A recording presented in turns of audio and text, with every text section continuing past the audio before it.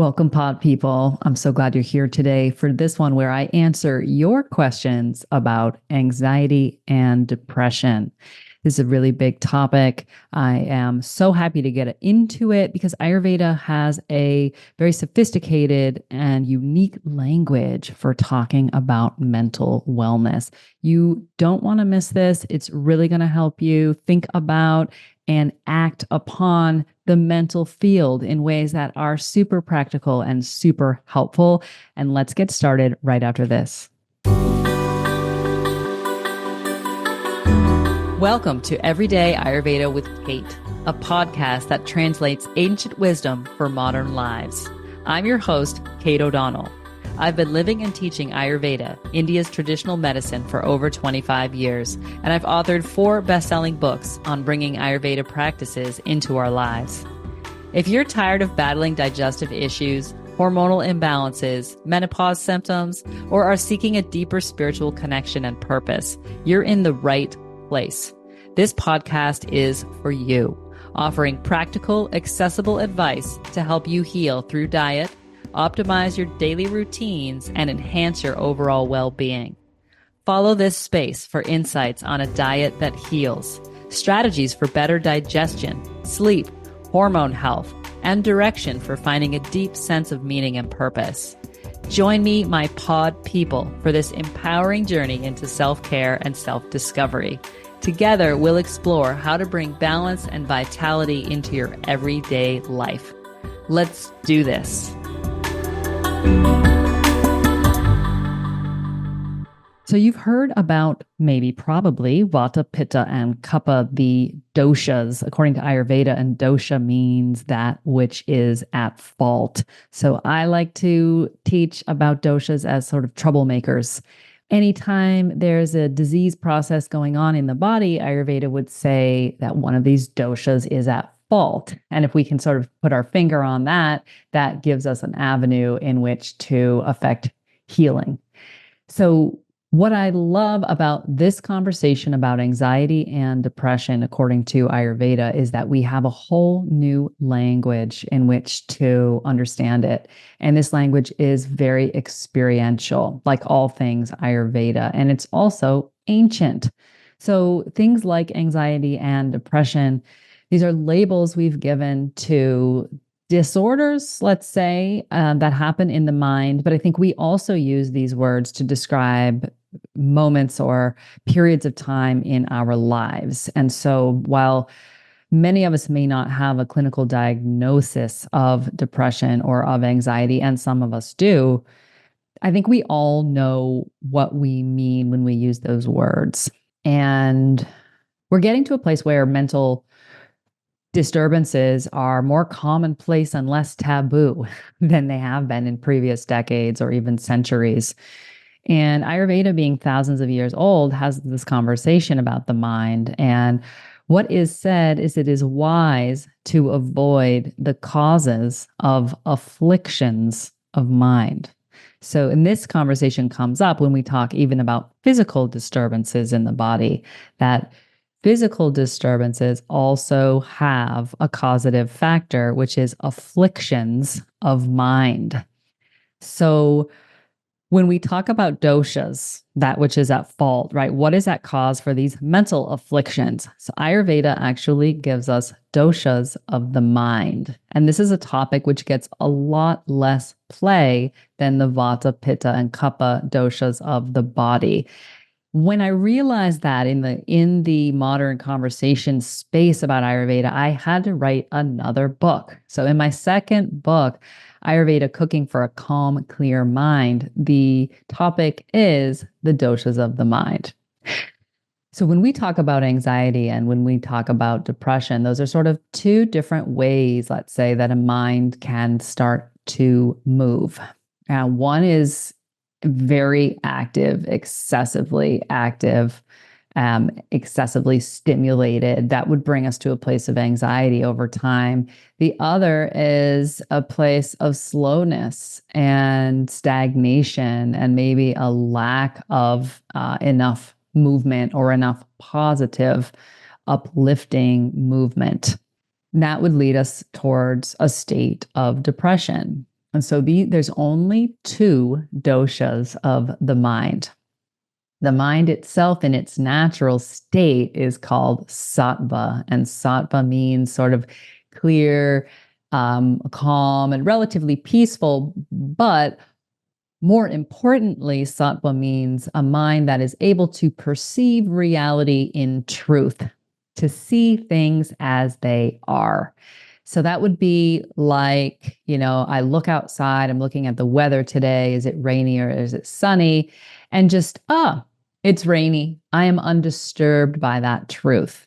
Whereas, I don't know about you, but I'm not a fan of rainy, cloudy days. I'm a sun worshiper. So when I look out the window and I see a cloudy day, oh man, I go into all of my judgments and my stories about what a cloudy day means for my state of mind, right? So I'm suddenly like, oh, bummer, I can't do X and I can't do Y that I wanted to do. And this is such a drag, instead of just seeing things as they are, right? And we do the same thing with food. My first several books are definitely about food as an entry point into understanding how we do the body, right? How we take care of our body. And so food and mind are also a topic. For example, can we just see the reality of food? Usually not. If there's a muffin sitting there, I come to the table and I'm like, there's a muffin. Often I'm not sure we see the muffin just in its natural state of muffinness. We pass all sorts of judgments on the muffin, right? So if we were in a state of sattva, we would come to the table, see the muffin, and clearly see the reality that is present in the body at this moment, and clearly see the nature of the muffin. And then we'd ask the question, do these two things support each other right now? Does the nature of my body, the nature of my hunger, kind of how I feel, what I'm craving, and then the nature of the muffin, right? The qualities that are present in that muffin, like it's a little bit dense, it's probably a little bit oily, generally sweet, most likely, right? So is this a moment in time where my body wants something that's like dense and sweet and a little oily? Instead, and we say, oh, do these two things match up? And it's just reality. It's just the truth. And we say, yes, I want the muffin, or no, I don't want the muffin. And then we move on. But what often happens is, oh, muffin, I'm not supposed to eat a muffin, or, oh, I've eaten too many muffins. Oh, I can't get enough muffins, right? And what that means about who I am and how I do life and how I'm a good person or a bad person or a good dieter or a bad dieter. So we bring so much thought to the table that may not be a reflection of what is truly going on in the moment. And it's not just me that does that, and it's not just you. This is actually human nature. It's been going on for tens of thousands of years, according to ancient wisdom. I find that heartening, right? That we all have doshas of the mind. We have faulty aspects of the mind. So let me explain. So the mind is this system that is characterized by movement. Ayurveda texts describe the activity of the mind, that it's moving from place to place. It can only focus on one thing at a time. Like, for instance, if you try talking and listening at the same time, you'll notice that you actually can't do the two things at the same time, but that your mind is moving so quickly between listening to sounds in your environment and making sounds in your environment, talking. Your mind moves so quickly from thing to thing that we don't even notice it's happening. So the mind is always moving. It's like the sky when you look at the clouds. They may move slow, they may move fast. They are definitely always moving, never just sitting there. That is the absolute nature of the mind. It is a mobile system. So it is characterized by movement and activity. So in its most simplistic, we could say that the doshas of the mind are a state of too much movement or too little movement, right? And so too much movement would give us the circumstances that could lead to anxiety. Too little movement could lead us to circumstances like depression. So the doshas of the mind are called rajas and tamas. And rajas is passionate and very mobile. It loves stimulation. It's going to draw you into experiences of stimulation It's going to crave stimulating foods, things that are spicy, things that are salty, things that taste sour, and like kind of give you a rush of excitement, when you eat them. Anything that it makes you excited or excitable, that Rajas is that it is that kind of energy. So we tend to live, I think, in a world that is pretty mobile, right? And there's a lot of productivity that we look for and are rewarded for. There is a lot of moving from thing to thing. And we don't really, I mean, when's the last time that you were applauded for just sitting around? Right? We usually get applauded for doing more stuff. So, doing stuff, that is the job of Rajas. So, this energy is present in the cosmos in all things, not just the mind. So, threads these threads of mental energy, sattva, rajas, tamas, they come together like a braid to make up the natural movements of the mind and also of activity in the cosmos. So if you think about a 24-hour cycle, so you sort of wake up in the morning, right? And let's say in those first waking moments, nothing's happening, right? There's no stimulation, just we're kind of moving from that state of sleep into wakefulness. It's a potential energy. It's a sattvic space. Like anything could happen. And then things start happening. Birds are tweeting, flowers are opening, humans are waking, and a lot of creatures are also waking. Any creatures that are not nocturnal, right, that are diurnal, they're waking, and humans are diurnal. So we're waking up where we begin moving, right? You stretch your limbs, you get out of bed, you move into the kitchen, or whatever you're going to do first, right? But you're definitely going to probably do something as the day starts moving and all the animals are moving around, the insects, the plants, the sun is rising. So everything in the universe is sort of experiencing that state of rajas as we start moving. And that's natural and that's normal. You kind of go through the day. There's probably a bit of a bell curve, right, where we reach sort of our most energetic point. Let's say the zenith of the sun. It's like everything is happening, and then we start to move slowly downhill, and we move into as the sun begins to set. The flowers kind of start to close up. The birds and the bees start to slow down. Everything's kind of moving back towards its nest. And we become less hungry, right? And more sleepy, like less hunger for activity and food and digestion, and more ready for sleep. So we start moving towards tiredness as the day descends into darkness and into night. And that is the energy of tamas. And it's sort of like an inertia. So you could think of kinetic energy as rajas, right? And that's what's pushing the activity and the movement of everything in the cosmos. And then we have to have a balance to that. Things can't just go, go, go. They have to also have some slow, slow, slow. So we move into a slow point with tamas, and that's what makes us sleepy. So it's a natural thing. It's a great thing. And it's a thing that we tend to maybe not love as much as we love activity and passion and excitability. People tend to maybe push tamas away, push away the sleepiness that comes, at the end of the day.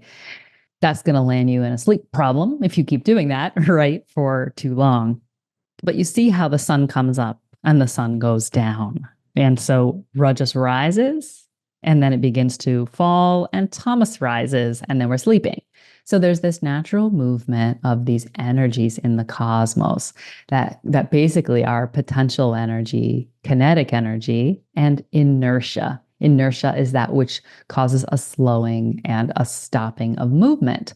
And so from the braid of these three energies in the cosmos, we get balance. And the same thing is true of the mind, that these energies are sort of moving. And if they're in a state of balance and braided together in that nice way where there's, let's say, equal parts of all three, then we end up feeling mentally sound and well, and we'll sleep better, right? And we'll probably feel less tweaked out and potentially less sad. So the reason that rajas and tamas are called doshas of the mind is that they have a tendency to get out of balance.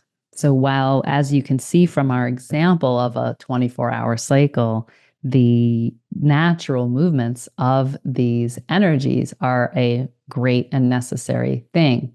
But what Ayurveda is pointing at is that rajas and tamas have a tendency, just like the doshas of the body, vata, pitta, and kapha, that these two mental energies have a tendency to get out of balance. And what that usually looks like is too much rajas or too much of tamas. So if there were too much mobility, like let's say you're too busy and you're doing too much, you might start to feel that rajas in the mind. And so it's like the mobile mind is unable to slow down. You feel like you kind of can't like control it. And that may make it hard to fall asleep, or you might wake up with racing thoughts, in the middle of the night, or they're there when you try to lie down. Because what's happened is the system is all amped up and there's no slowdown, or not enough slowdown, right? Not enough of that tamas, because the rajas has gotten like too big for its britches, right? And it's going to happen if we are moving, if too much, the mind is moving too much. It may be your body that's moving too much, like you're, in the car, or you're moving from activity to activity. But we really are talking about the mental system here, the mind. And so imagine the mind is moving too much. So it's processing too much information. That might be through screen time. It might be through listening. I don't know about you, my podcast friends, but I go through times where I'm like, no more podcasts today, right? You've already listened. No more listening, just quiet. So instead of having information coming into the field, it's just quiet. And that can be uncomfortable if we're in a state of rajas, because rajas just wants you to stay busy. It wants more of itself. It wants more movement, more action. So sometimes we have to kind of like jump in there, the smarts, like your true smartness has to jump in there and be like, whoa, let's have a little quiet. Let's have a little quiet time right now. So other signs of being under the influence of rajas, right? So we've got the poor sleep, we've got the racing thoughts and the really mobile mind.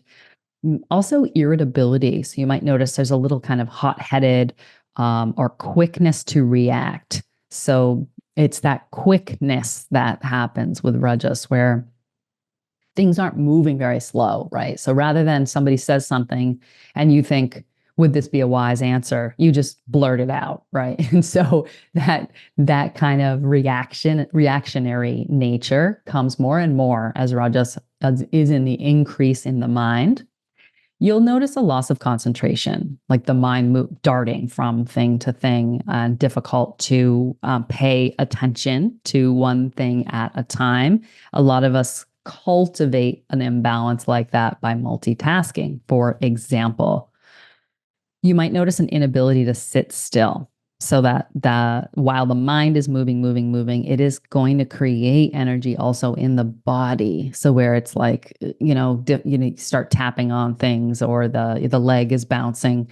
So, the arms and legs might be constantly wanting to move, as well as the eyes and ears and tongue wanting to move. So, you might find yourself talking all the time, always listening to things, always looking at things. So the scrolling and the phone business that so many of us are working to moderate, that's a really big instigator here in how we get into a rajasic state of mind. So these little things, right? Like kind of inability to sit still, like feeling like easily reactive or irritated by things around you, difficulty concentrating, difficulty falling asleep or staying asleep, and sort of noticing that the thoughts are racing. These are the kinds of signs that might lead us into states of anxiety. And anxiety, you could think of it as a manifestation of this mobile energy in your body, So Anxiety is something that does begin to manifest in the body. It moves beyond the field of the mind, and you start to feel uncomfortable in your body or out of control. I think that's kind of a hallmark of anxiety, feeling out of control. And it's interesting because the Ayurveda texts, they don't say a ton about the mind. You get more about the mind in yoga texts, actually. But one thing that is said is that the patience is the means by which the mind controls itself. Isn't that interesting that the mind has this sort of baked in systematic method of controlling itself? And that is what we call patience. So the ability to take a pause. That is actually a fantastic medicine for the mind. Taking a pause. One of the things I recommend often is to take a few deep breaths before we eat, right? And to allow the mind to focus on the activity of eating and digesting. That will change not only your digestion, but also your state of mind if you practice it regularly. So when we're under the influence of rajas, things feel like they're moving too fast. And the mind, its job is to keep us feeling like we're on an even keel, to keep the sailboat moving in the right direction and managing the wind rather than just being blown around by it. So as we're moving through our days, which do tend to be quite busy, finding a practice of pausing is a really fantastic medicine. And it's something that's available kind of to us at any time. You don't need all the time in the world. Although when you're under the influence of rajas, it's going to make you feel that way. It's going to make you feel like this thing is so out of control. This mind is so much of wild horses right now that there's really not, I need to just stop everything and go to a retreat center or go to the hospital or go into the Club Med, and I need that for a week or a month, right? And that there's not enough slowness in the world that's going to bring me back to a state of feeling comfortable in myself. That's the way it feels, and it's a thing, right? I experience it from time to time, and maybe you do too. So let's come together and sharing that we feel that way sometimes, and that it's okay. It's okay. It's a thing. It's been going on in human minds for thousands of years. But in truth, although the imbalance may feel so huge to us in the moment because the rajas is in there driving the ship in weird ways, in fact, the medicine can be quite simple. It can be quite simple. And so I work with my community and with my students to sort of find in the flow of a day when there are moments where we might have a pause, right? So for example, I think for some of us listening to a podcast like this one, instead of say something like news, which is very active. It's all about what's going and what's happening and what's moving, right? The news is never, let's talk about this cat nap that's going on over here, or let's talk about this big rest that so-and-so is having on their boat right now. So we might replace things that agitate and excite us with things that kind of slow us down and calm us down.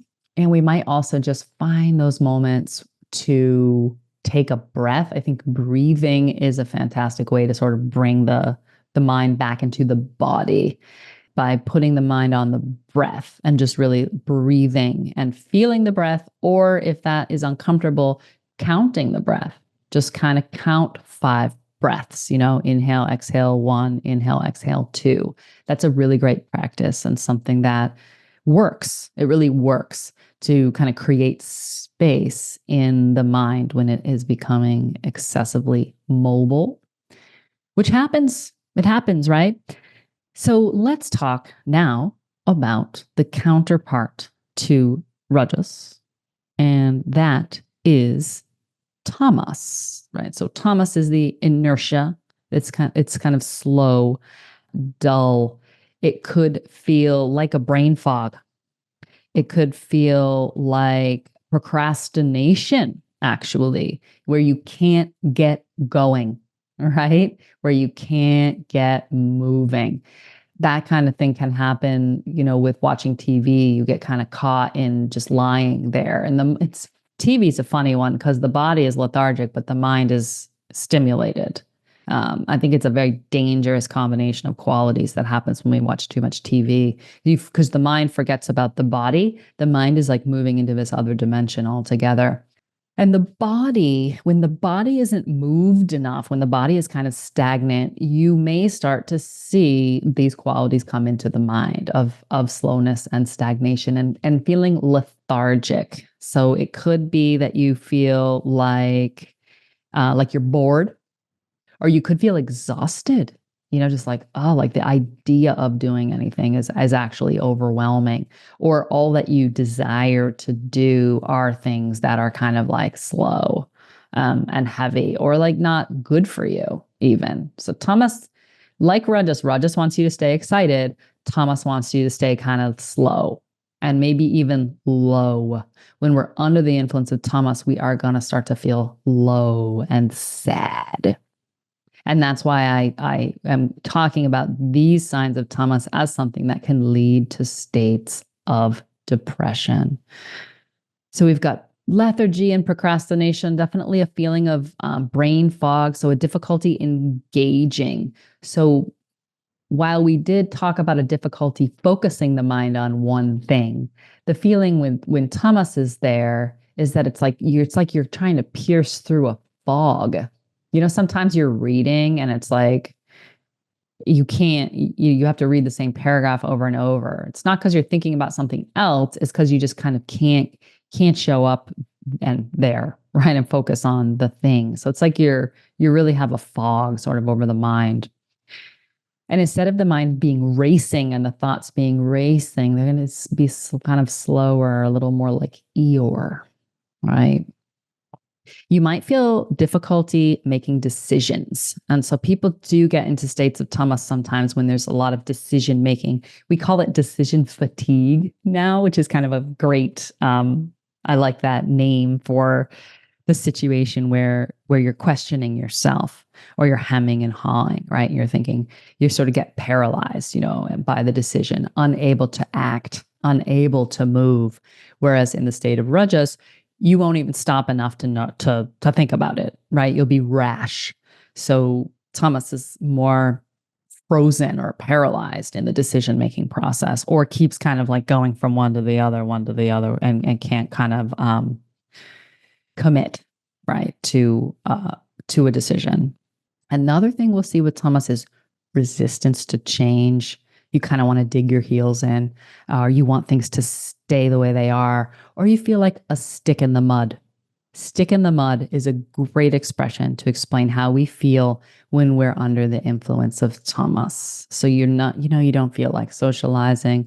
You don't feel like going and taking a walk or exercising. It's like you kind of don't feel like doing anything, because it's the not doing thing that is inertia, right? It's the inability to get moving and to make a change, or to make a decision, or to make an action. And I think a lot of us get into states like that for sure. And tamas can also be it can be a heavy feeling. You can feel a heavy feeling in your body. You can feel sort of overwhelmed. There's often a self-deprecating nature to it, not feeling good enough, or difficulty getting interested or excited about things. Activities that used to get you going kind of just aren't holding any luster for you. And you end up kind of gravitating towards like your creature comforts, and potentially not challenging yourself, not challenging, moving towards any change. So you can see that tamas is very much a stuckness. It's very much a stuckness. And that's why stick in the mud is such a great example or way of talking about it.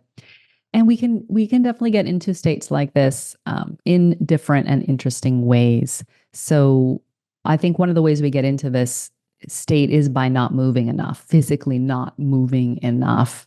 And then the body gets heavy and these slow qualities kind of start to come in. But what I want to say about anxiety and depression, and that's really interesting, is most often what I see is a depression that follows a longer term anxiety. So many of us, most of us are kind of likely to be feeling rajasic, feeling overexcited or overstimulated or overwhelmed or busy a lot of the time, depending on your stage of life, right? Some stages of life are more busy than others. One of the times I remember being the most tamasic was actually like in that stage between high school and college, and also while like sort of taking a break from being in college. There was this heavy inertia. I was kind of staying up all night and sleeping into the day and using substances, eating a lot of heavy foods at night, and then just having like no energy or no impetus to do anything in the daytime. And it was kind of like because the big thing that was about to happen wasn't happening yet, And I think I had anxiety about that and was sort of countering it by some of these unhealthy behaviors. So a lot of us I think, things like that often. And what I see is that because we live in such an active and busy cultural environment, and the mind is always being stimulated. We're always listening to things and talking and watching things, and now we've got the phones and the scrolling. The mind becomes exhausted. The mind becomes exhausted. So a person moves from a state of feeling overwhelmed and anxious to a state of dullness. And it's kind of a natural thing that your body would do that, right? Your system is like, we got to slow this down. So it starts pumping these feelings of inertia into the system to slow it down. So rajas leads to tamas, and anxiety and excessive stimulation over time is going to end up in exhaustion. And I think this is probably can be a big aha moment for a lot of us, is that we realize that our states of exhaustion and of procrastination or of lethargy or fogginess are coming into balance the fact that we are probably too stimulated and too busy or moving too fast or too much a lot of the time. So we start to see a swing between feeling anxious and feeling depressed, or a swing between rajas and tamas. And that is a natural kind of imbalance, a natural imbalance. Like, it's a common thing that I see a lot, I feel a lot. And I think having our eyes open to that is huge. Being aware, using this language to sort of think about the mental space, because a lot of what we've done previously when we talk about the mental space is to kind of name all the disorders and name all the problems with it. There's, it's hyperactive, or, I have ADD, or I have anxiety, I have depression. And we kind of, it's like the labeling of the mind. The mind is a very active space, and it is changeable.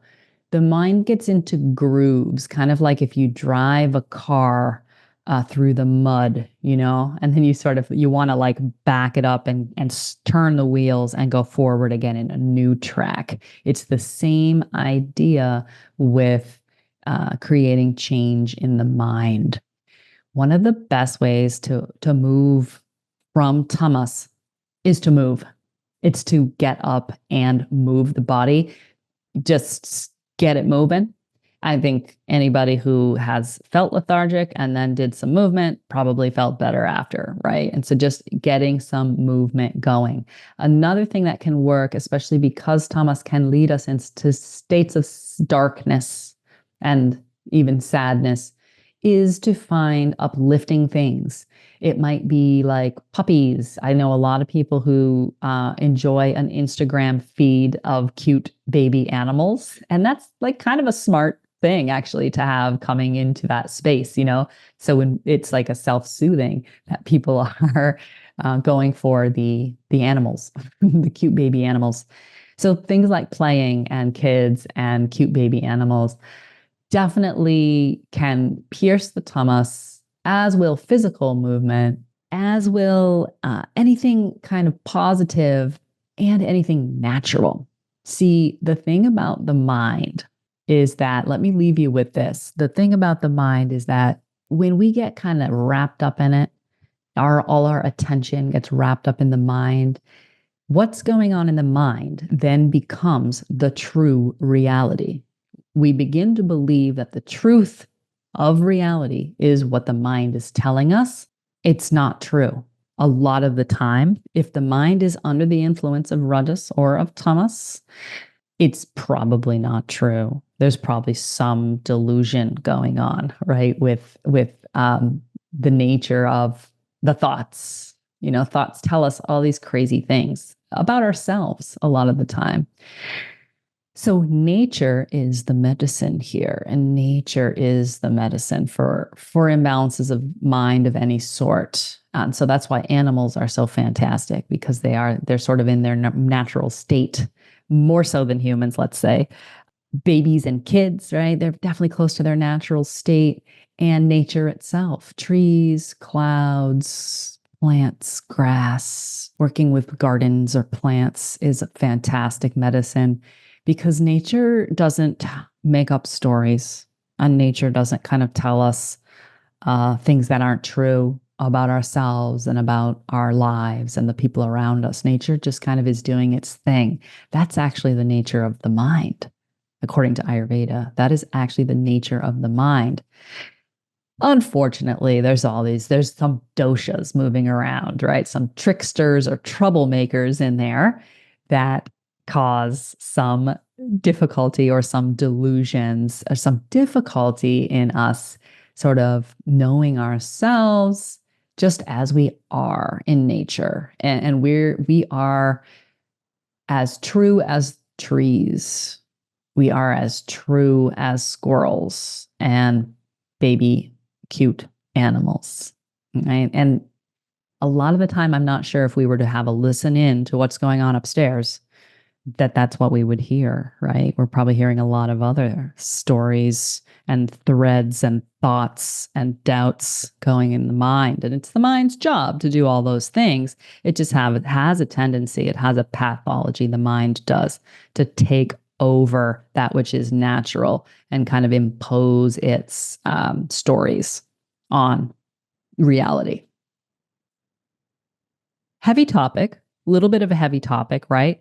And it's also just part of nature. And that's what I love about this conversation. So we can talk about things like our mental discomforts, you know, or our mental delusions, our inability to just believe in ourselves and to just sort of be ourselves and move through life in ways that we feel like we're meant to be doing.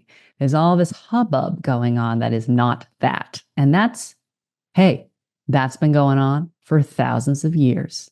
And we call it rajas, the energy of sort of passion and movement and change.